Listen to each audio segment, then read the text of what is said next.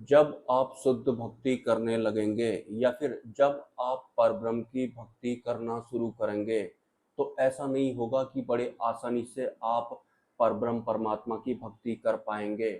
जिस दिन से आप भगवान स्वामीनारायण की भक्ति करना शुरू करते हैं, उसी दिन से जो ये काल कर्म माया होते हैं, ये और भी ज़्यादा सूक्ष्म रूप में काम करना शुरू कर देते हैं। मतलब आपको शक भी नहीं होगा कि कब आप माया में स्विच ओवर हो गए। पहले तो इंसान को ये ही नहीं पता होता है कि ये शुद्ध भक्ति और अशुद्ध भक्तियाँ क्या होती हैं।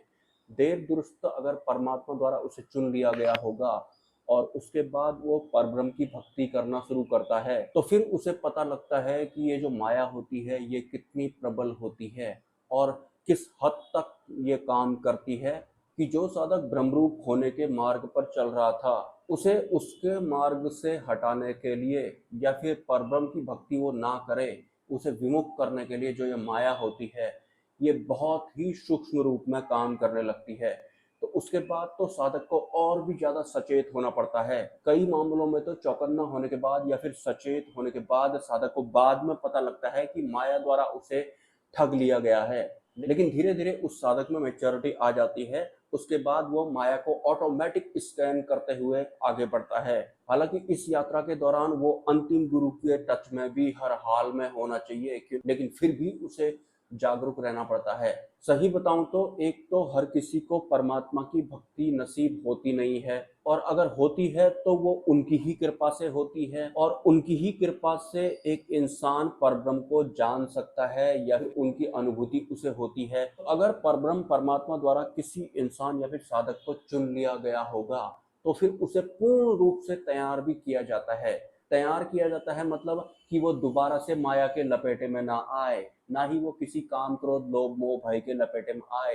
तो पूर्ण रूप से उसे तैयार किया जाता है। इस वजह से माया और भी ज्यादा प्रबल रूप में उसके ऊपर हावी होने की कोशिश करती है, और शुरुआत में कई मामलों में माया कामयाब भी रहती है, मतलब माया जीत जाती है। और ऐसा होते होते जो साधक होता है वो मैच्योर हो जाता है, मतलब वो ब्रह्मरूप होने की अवस्था तक पहुंच जाता है। लेकिन उससे पहले का उसका मार्ग बहुत ज्यादा सचेत रहने वाला जैसा होता है। ऐसा बिल्कुल भी नहीं होता है कि परब्रह्म के बारे में पता लग गया या फिर अंतिम गुरु हमारे जीवन में आ गए तो हम उसके बाद सो जाएंगे और उसके बाद हम ब्रह्मरूप हो जाएंगे। जी बिल्कुल भी नहीं। आपको कुछ इस तरह से तैयार किया जाएगा कि दोबारा से आप कभी भी काल कर्म और माया के लपेटे में आओ ही ना। भले ही आंतरिक स्तर पर आपको परब्रह्म की भक्ति करने से रोका जाए या फिर बाहरी स्तर पर रोका जाए, आपके रिश्तेदारों को आधार बनाकर या फिर पारिवारिक मेंबर्स को आधार बनाकर या फिर आपकी शारीरिक इंद्रियों को आधार बनाकर आपको परब्रह्म की भक्ति करने से रोका जाए। काल कर्म और जो माया होते हैं वो हर एक तरीके से उस साधक को हटाने की कोशिश करते हैं। सही बताऊं तो जो वास्तविक कर्ता होते हैं वो तो परब्रह्म परमात्मा ही होते हैं, लेकिन साधक पूर्ण रूप से तैयार हो जाए, दोबारा वो इधर उधर ना हो। इस वजह से उसके साथ इस तरह की परीक्षाएं नॉन स्टॉप चलती हैं, और बहुत ही हार्ड वे में ये परीक्षाएं चलती हैं। ऐसा नहीं कि आपने प्रवचन सुन लिए और उसके बाद हो गया। वो प्रवचन क्या आपके आचरण में उतरे हैं? क्या प्रैक्टिकली आपने उनको अपने जीवन में लागू किया है? और सिर्फ लागू करने से या फिर आपके आचरण में उतर जाने से भी काम नहीं होता है। जैसा कि मैंने आपको बताया कि आपको 100% तैयार किया जाएगा, मतलब आपका एक नया जन्म जैसा ही हो जाता है उसके बाद।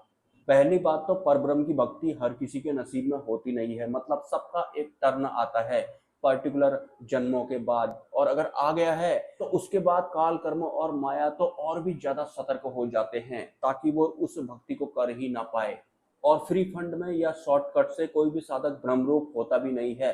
वो हर एक अवस्थाओं से गुजरता है, और तब भी टस से मस वो नहीं होने वाला जैसा होता है, उसके बाद जाकर ही वो ब्रह्मरूप होता है। लेकिन इस पूरी यात्रा के दौरान वो अंतिम गुरु की निगरानी में होता है। वो अंतिम गुरु की निगरानी में होता है का ऐसा भी मतलब नहीं है कि अब तो मैं अंतिम गुरु के अंडर में हूँ तो मुझे कुछ करने की जरूरत ही नहीं है। और अक्सर मुझे एक कमेंट घुमा फिरा कर आ ही जाता है, वो किसी पप्पू बैनर्जी के बारे में बात करते हैं। शायद उन्होंने कोई प्रेत आत्मा का संदेश वाहक नाम की कोई किताब लिखी है। वो एक भ्रमित इंसान है। देखिए, ये जो काल होता है या फिर जो माया होती है, ये ऐसे काम नहीं करती है कि उस इंसान को पता लग जाए कि आखिर वो कर क्या रहा है। ये बड़ी सातिराना अंदाज में किसी भी इंसान को ठग देते हैं, उसको खुद भी नहीं पता लगने देते हैं। तो जिस इंसान को खुद ही नहीं पता होगा कि मैं किसका प्रकटीकरण कर रहा हूँ, वो बेहोश होगा, माया द्वारा या फिर काल द्वारा उसे ठग लिया गया होगा, तो फिर आप क्या उम्मीद कर सकते हैं। और एक आम इंसान को क्या सुनना पसंद होता है, ये तो माया और काल को पहले से ही पता होता है, तो वहां पर बातें भी आपके हिसाब वाली ही बोली जाएंगी, लेकिन उसमें दूर दूर तक कल्याण या फिर मोक्ष या फिर परमात्मा शामिल नहीं होता है। मैं आपको दोबारा से बता रहा हूँ, भगवान स्वामीनारायण के अलावा आपको परब्रह्म परमात्मा या फिर मुक्ति मोक्ष के बारे में कहीं आउटसाइड से कुछ भी नहीं मिलेगा। सिर्फ भ्रम में आप रहने वाले हैं, भय में आप रहने वाले हैं, या फिर मन में आप रहने वाले हैं। फिर जैसा कि बहुत सारे वीडियोज में मैं बोल चुका हूं कि हर किसी को परब्रह्म परमात्मा की भक्ति नसीब नहीं होती है। उसका टर्न आता है तो जरूर वो परब्रह्म की भक्ति करता है, वो भी उनकी ही कृपा से करता है। अगर उसका टर्न इस जन्म में नहीं आया होगा, खाली सुनने को मिलेगा उसको भगवान स्वामीनारायण, तो फिर वो इसी तरह के कमेंट करेगा कि पप्पू बनर्जी के बारे में आप क्या कहना चाहते हैं, वो तो बड़ी बड़ी बातें करते हैं। और कोई दूसरा इंसान जिसका इस जन्म में मोक्ष नहीं होगा, अगले जन्म में होगा, तो वो भी किसी नकली गुरु को या फिर माया वाले आत्मज्ञानी को सदगुरु समझ रहा होगा, और उसे यकीन भी होगा कि मेरे वाले जो गुरु हैं वो ओरिजिनल हैं। देखिए, अंतिम गुरु के अलावा कहीं से भी आपको मोक्ष या फिर मुक्ति नहीं मिलने वाली है। अंतिम गुरु मतलब वो गुरु जिनको कि भगवान स्वामीनारायण द्वारा नियुक्त किया गया है। उनके अलावा जितने भी गुरु वगैरह होते हैं वो माया वाले होते हैं।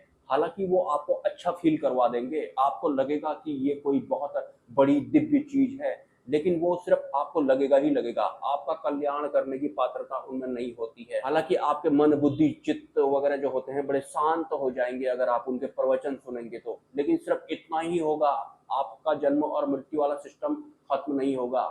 हालांकि फिर भी अगर आप चाहते हैं कि आपको ठग लिया जाए तो फिर मैं कुछ नहीं कह सकता हूँ, या फिर आपका टर्न नहीं आया होगा। आपको दोबारा से बता रहा हूँ, परमात्मा की जो भक्ति होती है वो लिमिटेड होती है। परमात्मा द्वारा नियुक्त किए गए जो गुरु होते हैं वो भी लिमिटेड होते हैं, वो बहुत गुप्त रूप से काम करते हैं, उनके शिष्य भी गुप्त रूप से काम करते हैं। इवन मैं बहुत पहले से बता रहा हूँ कि वो तो मैं गुरु हूँ बोलते भी नहीं हैं, वो किसी और को ही गुरु बोलने लगते हैं। जैसे कि जो मेरे अंतिम गुरु हैं वो भी कभी अपने आप को गुरु नहीं बोलते हैं, ज्यादातर वो आपको ऐसा बोलते हुए दिखाई पड़ेंगे कि मैं तो गुरु हूँ नहीं, ये तो सब मेरे गुरु की कृपा से है, हम तो बस उनका काम कर रहे हैं, इस तरह का वो कहते हुए दिखाई पड़ेंगे। इवन सिर्फ मेरे वाले अंतिम गुरु ही नहीं, जो भी भगवान स्वामीनारायण वाली व्यवस्था से जुड़े होते हैं उनमें से कोई भी अपने आप को गुरु नहीं बोलते हैं, क्योंकि गुरु तो वास्तव में एक ही होते हैं। मतलब असली गुरु तो वैसे परमात्मा ही होते हैं, ये बात भी सत्य है। तो जो परमात्मा से कनेक्ट होंगे वो कैसे बोल देंगे कि मैं गुरु हूँ। उनको पता है कि वास्तविक गुरु या फिर कर्ता वगैरह जो भी होते हैं वो तो वास्तविक परमात्मा ही होते हैं। तो अपने आप को गुरु बोल लेने से हम वास्तविकता को एक तरह से कमजोर जैसा कर रहे हैं, लेकिन फिर भी आप लोगों की सहूलियत के लिए उन्हें अपने आप को गुरु दिखाना पड़ता है। वैसे एक सत्य ये भी है कि परब्रह्म की भक्ति करने से पहले साधक को प्रिपेयर करना होता है। कुछ जो होते हैं वो जल्दी तैयार हो जाते हैं, कुछ जो होते हैं बहुत देर बाद तैयार होते हैं, और हर किसी एक का इंटरनल सिस्टम एक दूसरे से अलग अलग होता है, तो हर किसी को अलग अलग हिसाब से ट्रीट करना होता है। इसे कुछ इस तरह से आप समझ सकते हैं। हालांकि मैं कौन होता हूँ आप लोगों को एक ज्ञान देने वाला, मैं गुरु नहीं हूँ, आपको तो ये पता है, मतलब सर्टिफाइड गुरु तो मैं नहीं हूँ। ब्रह्मरूप होने के मार्ग पर आपके आंतरिक सिस्टम के हिसाब से, जो कि हर किसी की अलग अलग होती है, उसी हिसाब से आपके ऊपर माया झोंकी जाएगी, और वो माया का अच्छा वाला भी हो सकता है और बुरा वाला भी हो सकता है। ये सब तब तक चलेगा जब तक कि आपको ये प्रभावित ना करे, आपको उस अवस्था में आना होता है। नमस्कार।